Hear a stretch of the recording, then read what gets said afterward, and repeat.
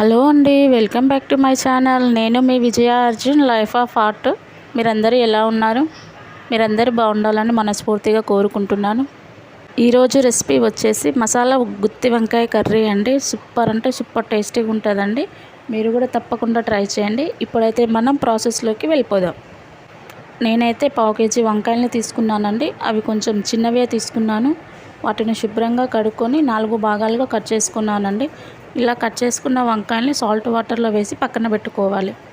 ఇప్పుడు గ్రేవీ కోసం మనం ముందుగా ప్యాన్ పెట్టుకొని 2 టేబుల్ స్పూన్ పల్లీలను, 1 టేబుల్ స్పూన్ ధనియాలు, 1 టేబుల్ స్పూన్ జీలకర్ర, 1 టేబుల్ స్పూన్ తెల్లటి నువ్వులు వేసుకొని వాటిని మనం దోరగా వేయించుకోవాలండి. పల్లీలు, నువ్వులు, జీలకర్ర, ధనియాలు వీటన్నింటిని మనం దోరగా వేయించుకోవాలి. ఇలా వేగిన పల్లీలను మనం మిక్సీ జార్లో వేసుకోవాలి. ఇప్పుడు వాటిలోకి మనం కట్ చేసి పెట్టుకున్న ఉల్లిపాయ ముక్కలు, టమాటో ముక్కలు, కొంచెం చింతపండు, 1 టేబుల్ స్పూన్ కారం, 1 table spoon salt, 1/2 table spoon పసుపు, 1 టేబుల్ స్పూన్ కొబ్బరి పొడి వేసి మెత్తని పేస్ట్ లెక్క మనం మిక్సీ పట్టుకోవాలి. చూసారు కదండి ఎంత స్మూత్గా పేస్ట్ చేసుకున్నాము. ఇలా మెత్తని పేస్ట్ చేసుకొని పక్కన పెట్టేసుకోవాలి. ఇప్పుడు మళ్ళీ ప్యాన్ పెట్టుకొని 3 టేబుల్ స్పూన్ ఆయిల్ వేసుకోవాలి. ఆయిల్ వేడైన తర్వాత మనం ముందుగా కట్ చేసి పెట్టుకున్న వంకాయల్ని కూడా ఆయిల్లో వేసి గోల్డ్ కలర్ వచ్చేంత వరకు మనం ఫ్రై చేసుకోవాలి. చూసారుగా అండి, ఇలా మనం ఫ్రై చేసుకోవాలి. సో వంకాయలు అయితే బాగా సాఫ్ట్గా ఫ్రై అయిపోయినాయి. ఇట్లా ముట్టుకుంటేనే చిదిమిపోయేలాగా చూడ్డానికి నోరూరిస్తున్నాయి. సో వంకాయలను ఫ్రై చేసుకొని వేరే బౌల్లో వేసుకొని ఇప్పుడు మనం పక్కన పెట్టుకోవాలండి.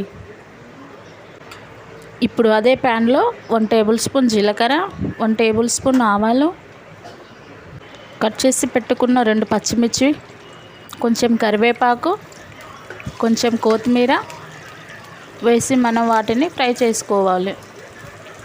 ఇప్పుడు ఇవి ఫ్రై అయిన తర్వాత మనం ముందుగా మిక్సీ పట్టి పెట్టుకున్న గ్రేవీని కూడా ఆయిల్లో వేసుకొని మరొకసారి బాగా కలుపుకోవాలి. ఇలా కలుపుకున్న తర్వాత కొన్ని వాటర్ కూడా వేసి మరొకసారి బాగా కలుపుకోవాలండి. ఇలా కలుపుకొని మనం ఒకసారి అది మగ్గేంత వరకు మూత పెట్టేసుకోవాలి. 5 నిమిషాల తర్వాత మనం మూత తీసి చూసారు కానీ గ్రేవీ ఇలా చిక్కగా దగ్గర పడిపోయింది. గ్రేవీలో మనం ఆయిల్లో డీప్ ఫ్రై చేసుకున్న వంకాయ ముక్కల్ని కూడా వేసుకొని మరొకసారి బాగా కలుపుకోవాలండి. ఆ మసాలా అనేది వంకాయ ముక్కలకు పట్టేలాగా బాగా కలుపుకొని కొంచెం కొత్తిమీర కూడా వేసుకొని మరొకసారి కలుపుకొని మూత పెట్టించుకొని మగ్గించుకోవాలి.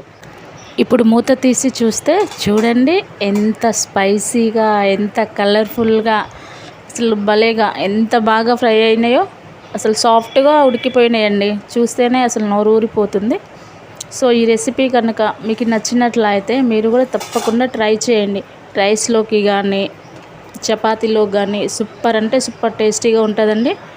అసలు ఎంత బాగుంటుందో మీరు ట్రై చేసి ఎలా ఉందో కామెంట్లో చెప్పండి.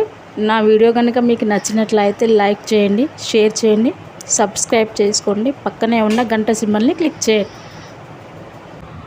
Okay friends, bye. మళ్ళీ నెక్స్ట్ వీడియోలో కలుద్దాం.